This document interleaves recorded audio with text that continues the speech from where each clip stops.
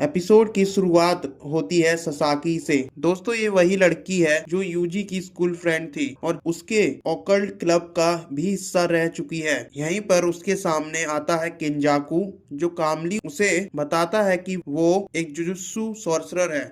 वो कहता है कि इस एरिया में उसने एक स्पेशल बैरियर बनाया है जिसके अंदर एक डेडली गेम होने वाला है। इसका नाम कलिंग गेम है। किंजाकू एक्सप्लेन करता है कि इस बैरियर का सेंटर एक एग्जीक्यूशन ग्राउंड है और पूरा बैरियर लगभग 5-6 किलोमीटर तक फैला हुआ है। वो ये भी कहता है कि वो किसी को जबरदस्ती यहाँ रोक नहीं सकता। जो नॉर्मल लोग पहले से इस एरिया में थे उन्हें चांस दिया जा रहा है बैरियर छोड़कर जाने का। ससाकी पूछती है, ये सब सच है या सपना? किंजाकू जवाब देता है, इस सपने और रियलिटी के बीच की दुनिया है, बिल्कुल एक कर्ज की तरह। ससाकी बैरियर छोड़ने का डिसीजन लेती है। किंजाकू उसे अपने साथ बाहर ले जाना शुरू करता है। जाते जाते वो एक अजीब सी बात कहता है, मेरे बेटे का दोस्त बनने के लिए शुक्रिया। ससाकी को कुछ समझ नहीं आता और तभी उसकी नींद खुल जाती है। वो खुद को बैरियर से बाहर पाती है जहाँ उसे उसका दोस्त इगुची भी मिलता है, ओकल्ट क्लब का एक और मेंबर। यहाँ हम देखते हैं काफी सारे नॉर्मल लोग हैं जिन्हें किंजाकू ने बैरियर के बाहर निकाल दिया था। इन्हें यहाँ एक काला बैरियर दिखता है। सबके सपने में किंजाकू आया था, लेकिन बेटा वाली बात सिर्फ ससाकी को बोली गई और यहीं ससाकी को याद आता है यूजी इतादोरी। दोस्तों, टेक्निकली यूजी किंजाकू का बेटा है क्योंकि यूजी की माँ के बॉडी में किंजाकू ही था। दूसरी तरफ यूजी और मेगुमी हकारी को बताते हैं कि गोजो सातोरू सील हो चुके हैं। ये सुनकर हकारी शॉक हो जाता है। तभी पांडा एक और बुरी खबर देता है, प्रिंसिपल यागा अब इस दुनिया में नहीं रहे। यूजी और मेगुमी दोनों के लिए ये बड़ा शौक था क्योंकि शिबुया इंसिडेंट के बाद हायर अप्स यागा के पीछे पड़ गए थे।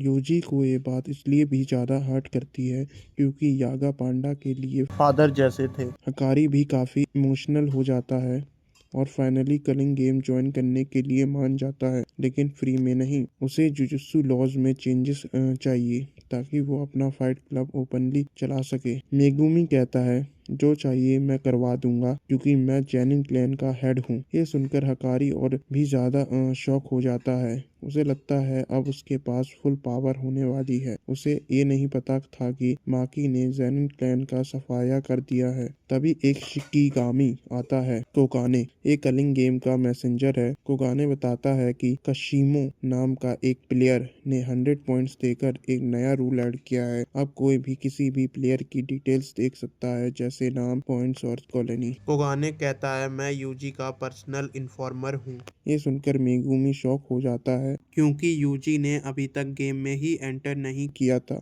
मतलब यूजी ऑलरेडी एक प्लेयर है और इसके पीछे सुकुना का हाथ है। मेगुमी सोचता है, क्या यूजी का सुकुना की फिंगर खाना भी किंजाकू का मास्टर प्लान था? फिर ये लोग लिस्ट देखने लगते हैं। लिस्ट में पता चलता है कि कशिमो के पास 200 पॉइंट्स हैं, मतलब कम से कम 40 लोग एलिमिनेट हो चुके हैं। सिर्फ एक और प्लेयर है जिसके पास 100 पॉइंट्स हैं, हिगुरुमा। मेगुमी का प्लान है ऐसे रूल्स ऐड करवाना जिससे शुमिकी जैसे इनोसेंट लोग गेम छोड़ सकें। पहला रूल, प्लेयर्स एक दूसरे को पॉइंट्स ट्रांसफर कर सकेंगे। दूसरा रूल, प्लेयर पॉइंट्स यूज करके गेम एग्जिट कर सकता है, लेकिन अपनी जगह नया प्लेयर भेजना पड़ेगा। अब ये डिसाइड करते हैं कि एंजल को ढूंढा जाएगा जो गोजो को प्रिजन से फ्री कर सकती है, और साथ में इन्हें काशिमो और हिगुरुमा को भी ढूंढना है। उनसे 2 नए नियम ऐड करवाने के लिए इन्हें प्लेयर की लिस्ट में एंजल का नाम मिल ही नहीं रहा था। पांडा बोलता है, शायद उनका असली नाम कुछ और है।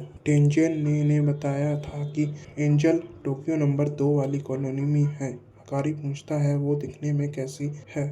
मेगुमी बोलता है कि जब तुम उसे देखोगे तो तुम समझ जाओगे। डिसाइड होता है हकारी एंड पांडा कॉलोनी 2 में जाएंगे और यूजी एंड मेगुमी कॉलोनी 1। किरारा बाहर रहेगी। काशिमो सबसे स्ट्रॉन्ग खिलाड़ी लग रहा है तो हकारी को ही इससे लड़ना पड़ेगा। वहीं पांडा अपनी सूंघने की शक्ति से एंजल का पता लगाएगा। किरारा पूछती है, वो उनके साथ क्यों नहीं चलेगी? तो हकारी बोलता है, यूता जब से बैरियर में गया है उसने इन्हें कॉल नहीं किया है, मतलब बैरियर के अंदर जाते ही इनका बाहर की दुनिया से कनेक्शन कट हो जाएगा, तो बाहर भी हमें किसी की जरूरत है। यूजी नहीं चाहता था कि वो और मेगुमी एक ही कॉलोनी में जाएं, क्योंकि सुकुना मेगुमी के साथ कुछ कर ना दे। मेगुमी उसे बोलता है कि ऐसा कुछ नहीं होगा और हकारी ने जो प्लान बनाया है सही है। फिर अगले दिन 12 नवंबर सब बैरियर के पास पहुंचते हैं। कोगाने बताता है कि इस बैरियर के अंदर कलिंग गेम चल रहा है। अगर ये लोग इसमें एंटर करते हैं तो ये भी इसके खिलाड़ी बन जाएंगे। इस यूजी, मेगुमी और हकारी और पांडा इसके लिए हाँ कर देते हैं। नंबर 1 कॉलोनी में हानियो मिलती है जो वॉकी टॉकी से रिन नाम के लड़के से बात कर रही थी और पूछ रही थी